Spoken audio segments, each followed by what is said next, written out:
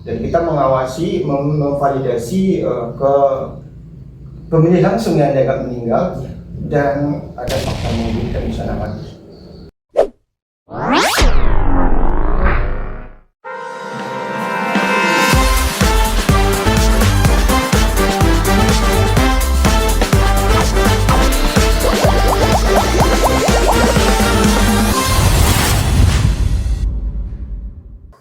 Assalamualaikum warahmatullahi wabarakatuh. Salam awas, salam penegakan hukum pemilu. Sahabat Bawaslu dimanapun berada, kembali lagi bersama kita dalam program Bawaslu Ngobrol Pemilu dan Pilkada, Ngopi Lula. Sahabat Bawaslu, siapkan kopi sahabat, seruput dengan tenang, dengarkan tema-tema inspiratif kita. Hari ini kembali hadir bersama kita Bapak Haikal. Beliau adalah anggota Bawaslu Kabupaten Solok Selatan. Hari ini, sahabat Bawaslu, kita akan berbincang atau berdiskusi berkaitan dengan PDPB, yaitu pengawasan daftar pemilih berkelanjutan. Barangkali terkait dengan hal itu, nanti kita lebih berdiskusi mendalam kepada Bapak Haikal. Kita sodorkan beberapa pertanyaan. Begitu Pak? Ya, baik Madi. Jadi persoalannya hari ini, dari pemilu ke pemilu itu kan kita selalu disuguhkan terhadap persoalan daftar pemilih atau data pemilih, begitu kan? Nah, persoalan data pemilih ini kan tidak henti-hentinya menjadi persoalan, menjadi banyak persoalan, begitu kan? Kenapa? Karena kita tidak mampu merumuskan atau merumuskan persoalan DPT ini dengan baik dan benar. Ujung-ujungnya apa? Dampak dari itu kan muncullah adanya DPT siluman atau DPT hantu kalau kita kenal di penyelenggara itu kan. Nah, untuk itu sahabat Bawaslu dimanapun berada, barangkali ini kita akan coba untuk mengupas secara tuntas bagaimana sih strategi Bawaslu itu dalam melakukan pengawasan terhadap daftar pemilih ini. Hari ini sudah hadir bersama kita Bapak Haikal. Barangkali ini Pak, terkait dengan hari ini kegiatan KPU itu kan soal daftar pemilih berkelanjutan. Kira-kira apa yang melatar belakangi lahirnya DPPB ini Pak? Baik Madi, jadi sebelum kita mulai ini, saya teringat dengan kata Madi tadi, siapkan kopi sahabat dan seruput dengan tenang. Jadi omongan kita hari ini daging semua ini Madi. Mudah-mudahan membahas obrolan seru ini dan semoga nanti memberikan pencerahan kepada para sahabat-sahabat sekalian. Pertanyaannya adalah apa anomali ya? Apa anomali yang tadi pada daftar pemilih?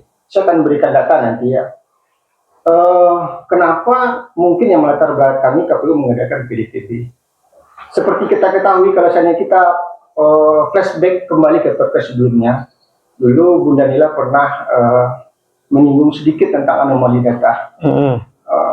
Sekarang kita punya data ya Madi ya. Anomali data itu diantaranya adalah adanya data ganda, data meninggal yang masih ada di DPT. Sekarang data yang kita punya begini. Dari penelusuran kita di pemilu 2024 kemarin, Bawaslu merilis data ada 292 orang meninggal masih ada di daftar pemilih.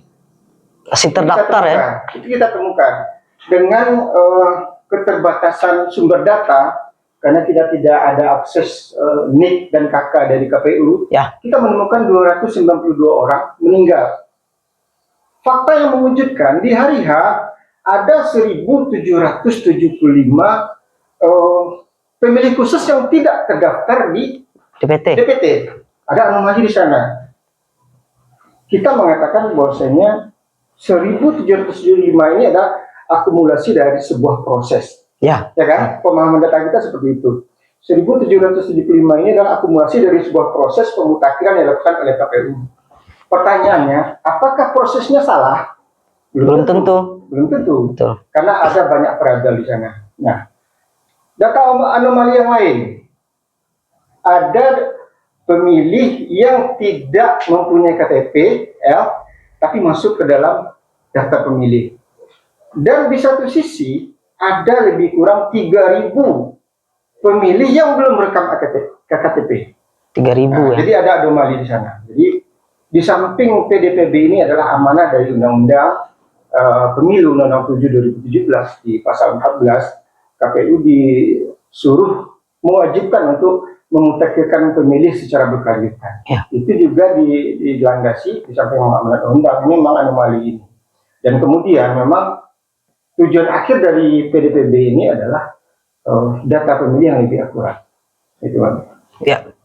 Nah, hari ini kan KPU sendiri itu kan masih dalam tahap menyelesaikan progres itu soal daftar pemilih berkelanjutan ini. Nah, dari segi Bawaslu sendiri, bagaimana proses pengawasan terhadap DPB ini, Bapak? Ya, baik. Sebelum kita masuk ke metode pengawasan kita, barangkali PDPB itu apa sih? PDPB ini adalah kegiatan untuk memperbarui data pemilih yang telah disinkronkan dengan data kependudukan secara nasional dan luar negeri. Nah, di Bawaslu di SE 29 tahun 2025, kemudian di Perbawaslu 1 juga didetailkan skema pendekatan pengawasan kita. Yang pertama sudah pasti pencegahan. Karena pencegahan adalah langkah awal untuk meminimalisir risiko kita. Kemudian meminimalisir risiko kita. Kemudian ada pengawasan langsung. Nanti saya akan menjelaskan poin-poin nanti ya. Nanti ada pengawasan langsung tentang sinkronisasi pemilih daftar tersebut di KPU. Kemudian ada uji petik yang ketiga, yang keempat memperkuat pengawasan partisipasi. Saya menarik ini untuk diskusi. Kenapa sih masyarakat dilibatkan untuk mengawasi ini? Pertanyaan ini mungkin bagi sebagian orang ini sepele. Kenapa sih masyarakat dilibatkan? Nah, kita di samping amanat undang-undang bahwasanya melibatkan masyarakat, tapi kini kami ingin nih untuk pengamat politik, pengamat demokrasi yang ada di Solo Selatan barangkali. Kenapa kami mohon ada partisipasi masyarakat? Kami ingin cek dan balancing. Ada keseimbangan terhadap sistem yang telah dijalankan. Saya berpendapat begini. Misalkan sekarang kita buka posko aduan PDPB. Seandainya ada pemilih yang tidak terdaftar, kemudian dia melaporkan ke Bawaslu, Bawaslu kemudian memberi rekomendasi ke KPU. Ternyata ketika penetapan DPT namanya tidak masuk. Check and balancing bisa berlaku di sana. Pemilih tersebut bisa memperkarakan kami penyelenggara, kenapa ini? Etik profesionalnya tidak berjalan. Saya sudah memberi masukan di posko pengaduan, ternyata ini tidak berjalan. Dan kami sangat berharap seperti itu. Jadi ada skema check and balancing. Nah, kalau seandainya check and balancing di demokrasi ini berjalan, saya yakin kehidupan demokrasi kita lebih baik di Sulawesi Selatan. Itu makanya kami memang mengharapkan betul partisipasi masyarakat. Kemudian di samping partisipasi masyarakat yang terakhir adalah melakukan tindak lanjut hasil pengawasan kalau seandainya ada potensi pelanggaran. Nah, untuk upaya pencegahan tersebut di SE 29 itu, Mardi, kita melakukan yang pertama harus menginventarisir semua permasalahan-permasalahan yang ada di pemilu sebelumnya. Apakah permasalahan tersebut berkaitan dengan data pemilih, apakah dengan logistik dan segala macam. Kemudian setelah kita menginventarisir, kita menyusun peta kerawanan berdasarkan dimensi hak pilih. Jadi IKP ada IKP-nya. Jadi IKP itu kan ada beberapa, ada yang logistik, ada yang hak pilih. Nah, ini dimensi hak pilih. Ada enggak? Seperti contohnya kemarin kita ada pemilih yang secara KTP dia beralamat di Sungai Pagu, tapi terdaftar di Kecamatan Kertogede. Itu sudah kita petakan kerawanannya. Kemudian upaya pencegahan yang lain adalah koordinasi dengan dinas terkait. Kemudian kita buka posko pengaduan, kemudian melakukan MOU dengan beberapa pihak. Dan yang paling penting itu adalah publikasi. Bahwasanya kita memang bergerak, kita memang mengawasi proses. Harus gencar-gencarnya Bawaslu sekarang ya. Benar. Kita mengawasi proses ini. Itu. Nah, kemudian menariknya ini Bapak. Minggu kemarin itu kan kita sudah melakukan pengawasan terhadap Coktas ya. coklit terbatas yang dilakukan oleh KPU ini. Nah, kan tujuannya itu kan untuk memastikan keakuratan data atau validasi ya. Data yang kemudian KPU itu di suratnya itu menyatakan data tersebut berasal dari BPS dan BPJS yang kemarin itu dilakukan coktas yang dikategorikan meninggal dunia. Nah, itulah sudah dilakukan dan itu diawasi oleh Bawaslu sendiri begitu, Pak ya. Kemudian pertanyaannya terhadap hasil coktas itu apa peran Bawaslu dalam melakukan pengawasan terhadap coktas kemarin itu, Pak? Baik, tadi. Jadi sebelum kita masuk ke coktas, mungkin sahabat tidak bingung, apa sih beda ada lagi coklit, ada lagi coktas. Ya, kita ya. masuk ke sana dulu, kita coba uraikan perbedaan. Perbedaan yang paling mendasar itu adalah coklit itu adalah pencocokan dan penelitian. Itu biasanya dilakukan di masa tahapan. Ya. Validasi datanya keseluruhan, Madi. Nama, NIK, NKK, tanggal lahir, dan segala macam disabilitas. Itu kalau seandainya ada kesalahan divalidasi lah di waktu pencoklit tersebut. Kemudian coktas. Coktas ini adalah coklit terbatas. Terbatas sumber datanya dan kemudian terbatas kita validasinya. Seperti sampel ya. Seperti sampel. Jadi kemarin kita sudah melakukan coktas. Kebetulan sampel yang dikirim oleh KPU adalah sampel dari BPS, sensus BPS dan sensus BPJS ya, terhadap pemilih yang meninggal. Betul. Kemudian apa yang didapat dari coktas kemarin, kan begitu? Enggak, peran Bawaslu sendiri dulu. Peran Bawaslu dalam melakukan pengawasan coktas ya, itu. Kita pengawasannya melekat ya.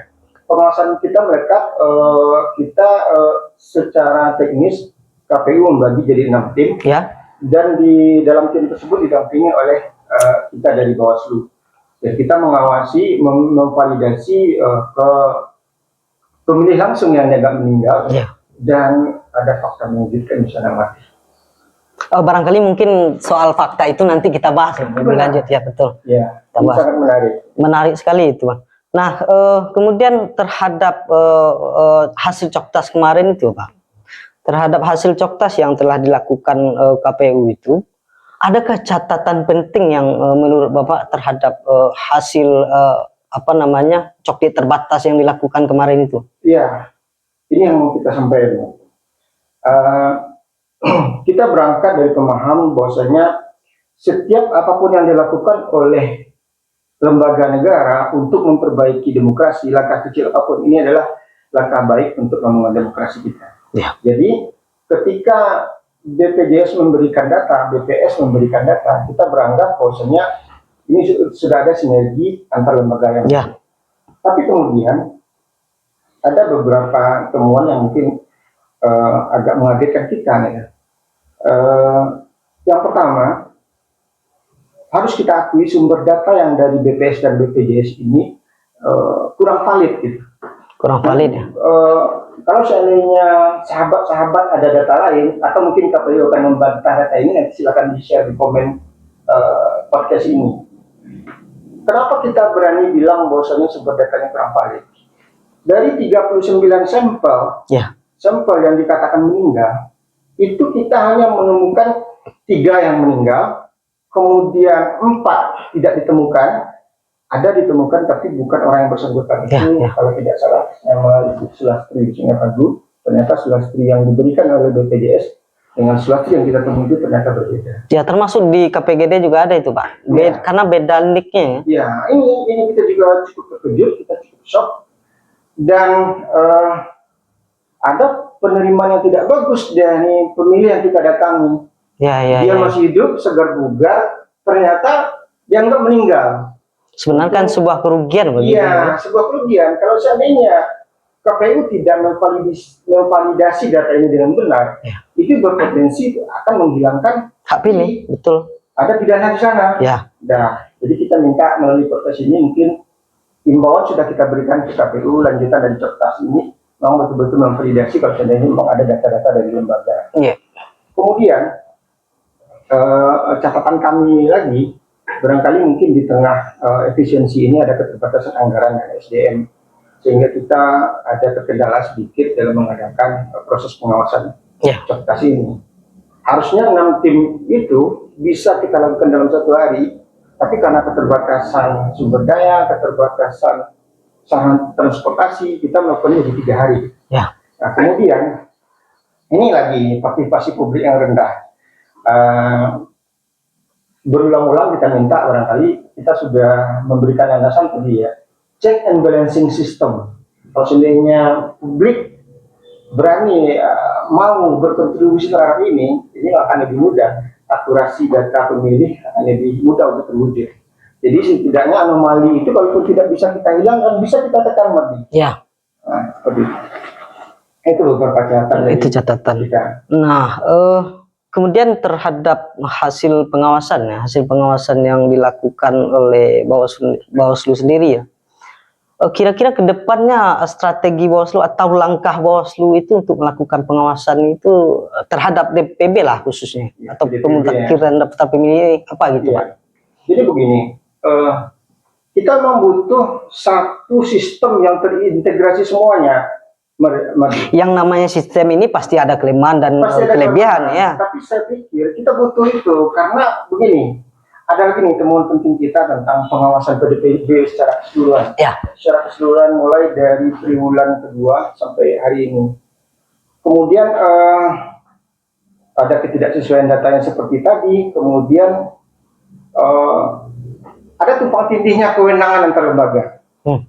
Saya mengatakan begini. Kita Bawaslu memberikan saran perbaikan terhadap pemilih yang meninggal, ya. Pemilih yang pindah domisili dan segala macam. Jadi dari 70 data yang kita berikan saran perbaikan di pengawasan PDPB itu, di antara kategorinya itu tadi meninggal dunia, pindah memilih, ada yang belum bisa dieksekusi itu lebih kurang 12 orang. 7 NIK-nya tidak ada karena kita keterbatasan. Itu alasan kenapa tidak? Iya, tidak bisa dieksekusi. 7 karena NIK-nya tidak ada. 4 itu ternyata menurut pengamatan KPU itu tidak pindah lokasi, tetap di sana. Kemudian 1 meninggal, itu data dukung tidak ada. Jadi yang selebihnya itu bisa dieksekusi. Ada 27 meninggal dunia, 3 terdaftar di DPT yang tidak sesuai sudah dipindahkan. Kemudian 33 pemilih pindah keluar kabupaten dan provinsi, kemudian 7 pemilih pindah ke kecamatan. Data ini bisa dikoreksi kalau seandainya kami salah, silakan nanti KPU dikoreksi. Kenapa kita bilang seperti itu ya? Ada ketumpang tindihan wewenang. Kita memberikan rekomendasi dengan harapan ini bisa ditindaklanjuti. Tapi KPU tidak bersikap seperti itu. Ya. KPU membutuhkan elemen-elemen data dukung yang dibutuhkan untuk mengeksekusi pemilih ini. Dan itu memintanya ke Disduk Capil. Disduk Capil tidak berani memberikan rekomendasi karena data dukungnya tidak ada. Dengan tidak ada surat kematian tidak ada. Berarti kita ada tumpang tindih kewenangan di antara lembaga kita. Jadi memang sangat dibutuhkan satu sistem yang terintegrasi semuanya. Sehingga ketika kita memberikan rekomendasi atau barangkali mungkin KPU menemukan dalam proses sinkronisasinya tersebut data TMS bisa dieksekusi langsung. Itu barangkali artinya terkait dengan daftar pemilih yang contohlah persoalan daftar pemilih yang dikategorikan meninggal ini ya. Itu memang harus ada akta kematiannya Pak untuk apakah itu mengeluarkan yang bersangkutan dari daftar pemilih atau bagaimana? Apakah itu salah satu-satunya dokumen yang diperlukan untuk hal tersebut itu? Ya, sepanjang dinamika kita dengan KPU mensyaratkan ini memang betul-betul ada akta kematian. Akta ya? Iya, padahal kita sudah berusaha berkoordinasi dengan nagari-nagari. Ya. Pertanyaannya apakah tidak hanya nagari, Pak? Iya. Malahan keluarga yang bersangkutan sudah menerangkan ya. Harusnya mungkin ini jadi sebuah wacana diskusi baru barangkali. Ya. Apakah cukup dengan surat dari keterangan oleh nagari? Ya. Itu juga lembaga resmi yang diakui di sistem pemerintahan kita dan ada nomenklaturnya. Ya. Karena yang lebih mengetahui persoalan atau dinamika di nagari ya. Benar. Karena kita juga ada ketemu ya. Ada orang yang melapor karena dia ingin nikah lagi, dia mematikan suaminya. Iya. Kan seperti itu. Ya. pihak negara pasti tahu. Pasti tahu. Artinya, apakah cukup dengan surat dari nagari tersebut? Nah, itu harus jadi Atau memang harus diharuskan ya, atau diwajibkan? akte kematian. Nah, ada beberapa persoalan sebenarnya dalam mengurus ini. Apakah mungkin karena yang atas nama masih mendapatkan bantuan dan segala macam, atau barangkali ada alasan-alasan lain yang kita mungkin tidak bisa pahami. Ya. Baik, sahabat Bawaslu dimanapun berada, barangkali ini Pak, ada satu pertanyaan lagi terkait dengan masalah DPBB ini, yaitu mungkin dari Bapak sendiri atau secara lembaga ada mungkin masukan terhadap pengawasan ataupun terhadap KPU sendiri? Ya, masukan kita terhadap KPU barangkali kita lebih meningkatkan sinergitas ya. Saling koordinasi. Nah, saling koordinasi karena walaupun ini sifatnya triwulan, walaupun ini sifatnya di non tahapan, karena ini amanat undang-undang, kita menganggapnya ini serius. Nah, ya, salah satu temuan kita terhadap proses PDPB ini juga ada perbedaan prioritas. Kita lihat perbedaan prioritas menghadapi PDPB ini. Mana yang harus diutamakan? Iya, kita di kabupaten amanat undang-undang itu secara per triwulan. Sedangkan update data di Capil itu per 6 bulan. Per 6 bulan. Nah, kita dari Bawaslu, karena ini adalah amanat undang-undang, karena kita adalah pengawal, kita adalah pengawas, maka ini harus berjalan. Kita siap mati untuk ini, lembaga lain ternyata beranggapan seperti itu. Jadi ada perbedaan prioritas. Ini mungkin jadi catatan juga di samping tadi kewenangan yang tumpang tindih, juga ada perbedaan prioritas. Karena bagaimanapun Bawaslu itu tetap harus mengawal ya, mengawal hak pilih. Karena itu kita diamanatkan menjadi pengawas demokrasi, ya kita harus laksanakan itu. Baik, sahabat Bawaslu dimanapun berada, mungkin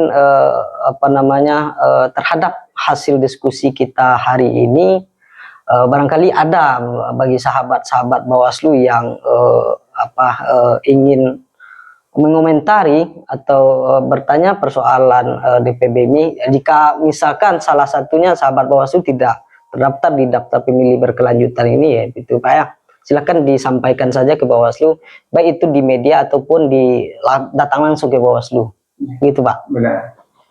Mungkin kita minta closing statement Bapak terhadap persoalan kita diskusi hari ini. Baik, tadi kan kita sudah berbicara tentang kelemahan dan segala macam.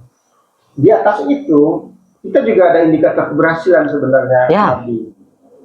Kita sebenarnya kalau secara teknis kita sinerginya sudah bagus, tapi dan lain. Tapi kita mau mengharapkan peningkatan karena ke depan kita tidak tahu apa yang akan terjadi terhadap proses ini.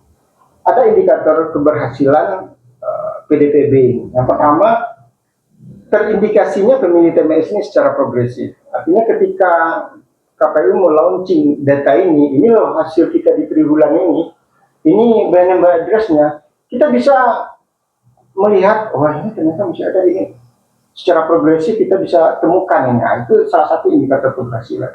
Apakah itu ditemukan oleh kita atau ditemukan oleh pemilih, itu tidak ada masalah.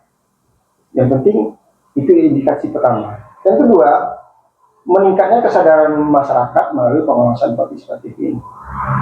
Kita kemarin koordinasi dengan beberapa lembaga yang menjajaki MOU salah satu metode pengawasan tadi. Kita bertemu dengan penyuluh di Kemenak. Dia mengatakan seperti itu. Memang rendahnya kesadaran masyarakat melaporkan perpindahan datanya tersebut. Nah, saya teringat yang tadi ya, kita ada 1.775 DPK tadi. Itu kan DPK itu kan berasal dari yang pemilih yang pindah masuk, ya kan?